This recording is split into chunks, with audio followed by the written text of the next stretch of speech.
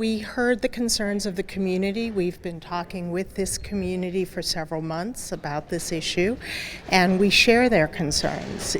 We want to find out if there are human remains or burial shafts in the area that was historically a cemetery, and we are very interested in getting the facts, engaging a cultural resource management firm, and to work with the church on having a peer review group of well-respected academic experts to oversee the work. So all of those things we absolutely share and agree that this needs to be done, this needs to be investigated, and we need to make sure that anything moving forward in the area where there may have been a cemetery, that those issues are taken into account and that that area is respected.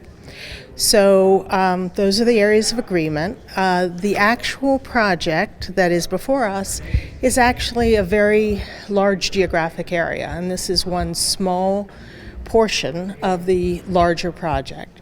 So we've delayed the review of the larger project that has a whole lot of public benefits for the community, including new parks and affordable housing and public community spaces, both interior and exterior.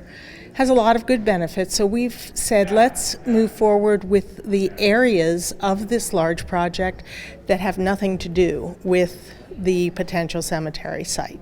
And so we have scheduled the review for the 23rd for the larger project, but because of the concerns of the community, we've essentially excluded the area that is under consideration as a potential cemetery site, and will wait until there is an archeological study done to determine what is on the ground or under the ground in that location before moving forward with a regulatory approval for that area. Okay, so take me back. When did you all first discover this might be a cemetery? In 2014, we were doing the Westbard plan, and our historic preservation staff, who are very good, did detailed research on the history of the River Road African American community and on the fact that there may have been, we believe there was, a cemetery on parcels 175 and 177. And we included that information in the Westbard plan. We briefed the planning board in public session about that issue, and that was something that needed to be kept in mind. We told when the plan was finished and we then got a regulatory application, we told the company that filed the regulatory application, this is an issue you need to deal with.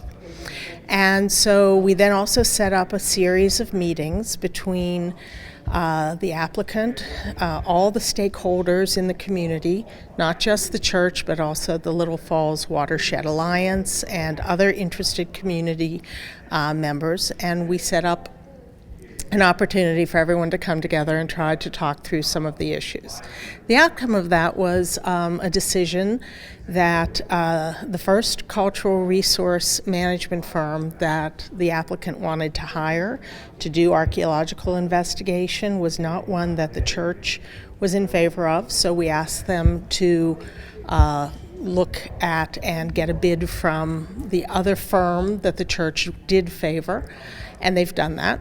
And we also agreed that the planning department would use tax dollars to go ahead and hire a peer review oversight group of 2 professional academics who are archaeologists, anthropologists who have experience in this matter.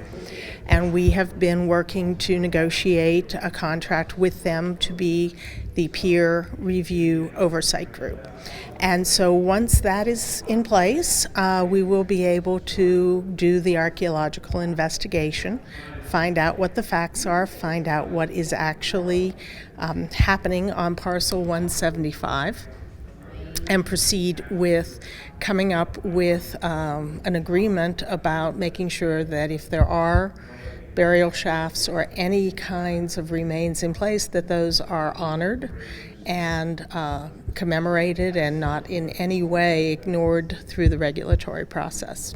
There also are state laws in the state of Maryland that have to do with what any property owner has to do if there are human remains or burial sites on their property, and we will make sure that those state laws are followed.